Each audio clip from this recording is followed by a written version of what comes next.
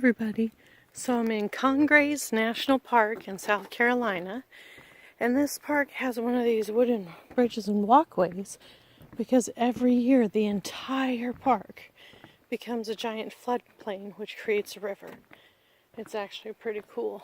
So the park is where the Congaree and the Wheatgrace rivers connect, but what it does is when those rivers overflow from all the winter rain and snow and etc., it becomes a whole giant river all through the park and floods. It's pretty cool. Part of the trail is flooded, so I can't go on that part. If I get close to it, I will, of course, take pictures to show everybody. But what makes this a national park is it is the longest U.S. conglomerate of all kinds of trees. Look at those. Those are really pretty.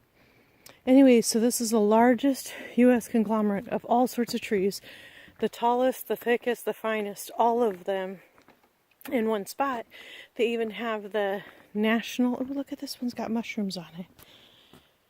They've won national awards for the size of their trees and state awards for the size of their trees. And those are only the trees that have actually been surveyed. Apparently, there's thousands of trees in here that haven't even been surveyed yet because there's so many. This could sort of give you an idea of how tall these trees are. This tree is broken and on the ground, and there's one end. And we're going to go, and go. And I'll try and go slow, not to make it dizzy.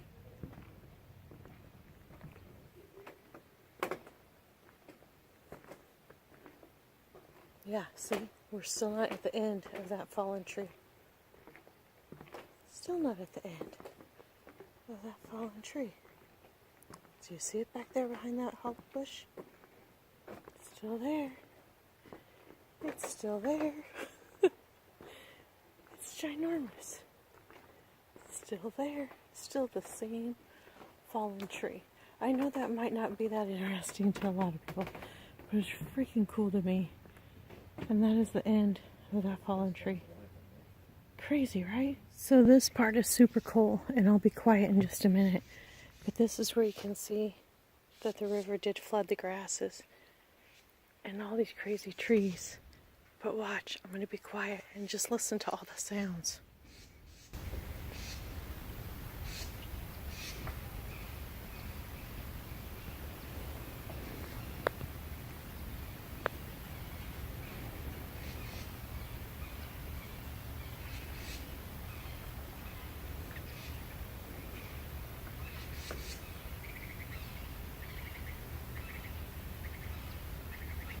Is that not cool?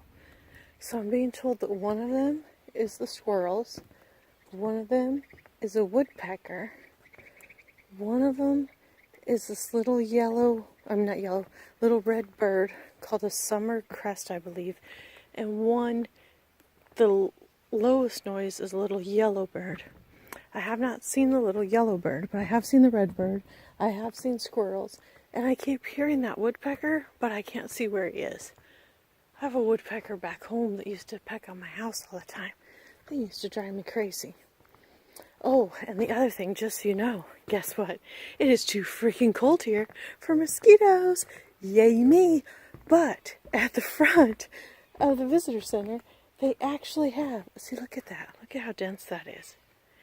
Sorry, I have to pause every once in a while because I see things that just look incredible. But at the front of the visitor center, they actually have this wooden carved mosquito meter. It's actually pretty cool. The kind of stuff that always throws me off a bit. Do you see what that is? That is a palm. Yep, a palm. I don't know if you'd call it a palm tree or a palm bush, but that's a palm. And there's another palm over here. And there's a couple more. And then way back there, there's actually the biggest one. Probably because it goes on to stir the most. There's six palms at this trail. That is flippin' bizarre, because there's no way a palm tree or a palm bush or whatever kind of palm that is indigenous to here. So I wonder if it was brought through on a hiker's shoes or something. I don't know. And this is the kind of thing that gets the most disturbing out in places like this. So they do have these markers up on this tree. I'll zoom back out. There's a 3. And then there's that leads you back. But then there's this that just kind of falls off and doesn't really, oh, that bird was creepy. Doesn't really have quite of a direction. Do you go that way? Do you go that way? Where exactly do you go to get to the Weston Lake? I don't know. So, and then look at how sloshy that mud is. I ain't doing that. So I think I will try this way and see what happens. Check that out. Creepy and peaceful all at the same time. At that beginning part of the trail, there was other people out here. Now the way in here, there's no other people. I don't know what that means, but I'm going to keep going. Look at how that crazy tree just shredded when it fell. And it's a long one too. Goes all the way out there. Wonder what kind of tree that is. You see that? That's a cardinal right in there. This really is an eerily beautiful place. That's the only way I can describe it. It's kind of creepy, kind of pretty. The sounds are just amazing. You hear that?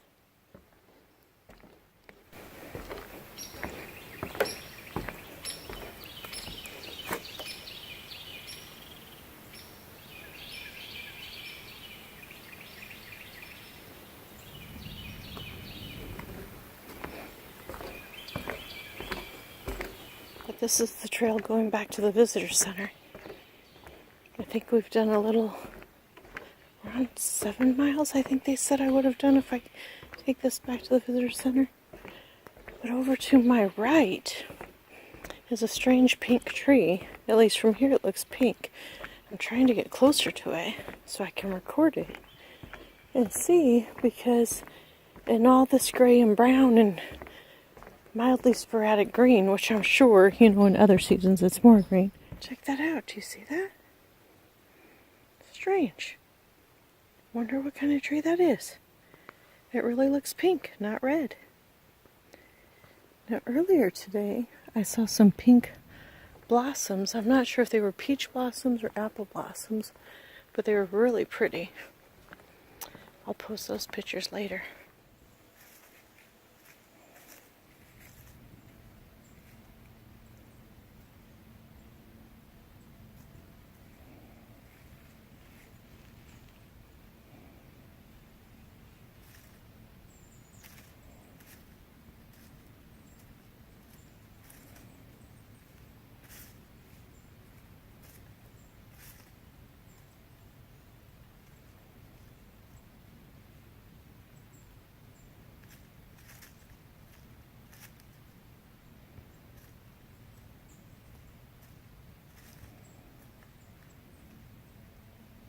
Okay, so that pine tree is called a loblolly pine tree. And that fallen tree was a loblolly pine tree that when they did when there was a fire, that tree is typically resistant to fire, but because that tree had an injury at the base of the trunk, it continued to burn. So they had to cut it down to make sure it was extinguished and didn't burn anything else down. Pretty cool story. Bluff Campground, Visitor Center, and Bluff Trail. All the campgrounds are closed right now because it's not a season.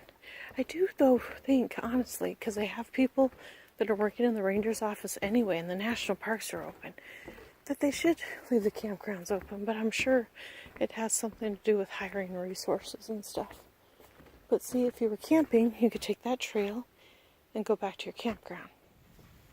So do you hear that noise? That is a woodpecker up there working away.